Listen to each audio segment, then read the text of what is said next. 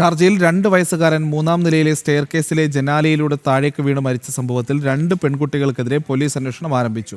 മലയാളി പെൺകുട്ടികളുടെ മാതാപിതാക്കളടക്കമാണ് കസ്റ്റഡിയിലുള്ളത്. കുട്ടികളെ കളിക്കാൻ വിടുമ്പോൾ അതീവ ശ്രദ്ധ ചെലുത്തണമെന്ന് നിയമവിദഗ്ധർ പറയുന്നു. ഒരു മാസം മുൻപാണ് പാകിസ്ഥാൻ സ്വദേശിയായ സജാദ് ഹുസൈന്റെ 2 വയസ്സുള്ള മകൻ മുഹമ്മദ് അൻഷമാൻ ഷാർജയിലെ ഫ്ളാറ്റിൽ നിന്ന് വീണ് മരിച്ചത്.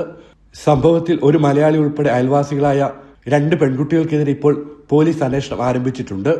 CCTV ദൃശ്യങ്ങളുടെ അടിസ്ഥാനത്തിലാണ് കുട്ടികൾക്കെതിരെ അന്വേഷണം നടക്കുന്നത്. സംഭവ ദിവസം ഈ കുട്ടികൾ മുഹമ്മദ് അൻഷമാനെ സ്റ്റെയർ കേസിനടുത്തേക്ക് കൊണ്ടുപോകുന്നതും പിന്നീട് പെൺകുട്ടികൾ ഒറ്റയ്ക്ക് തിരികെ നടന്നു വരുന്നതുമായാണ് ദൃശ്യങ്ങളിലുള്ളത്. ഈ പെൺകുട്ടികളുടെ മാതാപിതാക്കൾ ഇപ്പോൾ പോലീസ് കസ്റ്റഡിയിലാണെന്നുള്ളതാണ് വിവരം.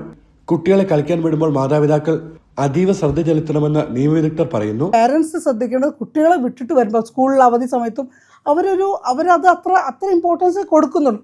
പക്ഷേ ഈ രീതിയിൽ ഒരു അപകടങ്ങളോ ദുരന്തങ്ങളോ വരുമ്പോഴാണ് നമ്മളെല്ലാവരും അതിൻ്റെ ഒരു സീരിയസ്നെസ്സും നമുക്ക് ഇങ്ങനെ ഒരു അപകടം സംഭവിച്ചാൽ എന്താവും എന്നൊക്കെ ചിന്തിക്കുന്നത്. നമ്മൾ ശ്രദ്ധിക്കേണ്ടതെന്ന് പറഞ്ഞാൽ നമ്മുടെ കുട്ടികളെ ഇത്രയും ഈവൻ പലരും ബേബി സിറ്റിങ്ങിൽ കുട്ടികളെ വിടാതെ കൊച്ചു ചോറെടുത്ത് കഴിക്കാനായി, ഇനിയിപ്പോൾ ബേബി സിറ്റിങ് വേണ്ട, അത്രയും പൈസ ലാഭിക്കാം, അല്ലെങ്കിൽ നാട്ടിൽ നിന്ന് ആരും കൊണ്ടുവരണ്ട, ഇതൊക്കെ വിചാരിച്ചിട്ട് എന്ത് ചെയ്യും, ആ പിള്ളേർ കളിക്കുന്നുണ്ടല്ലോ. പക്ഷെ അതൊക്കെ വളരെ ശ്രദ്ധിക്കണം.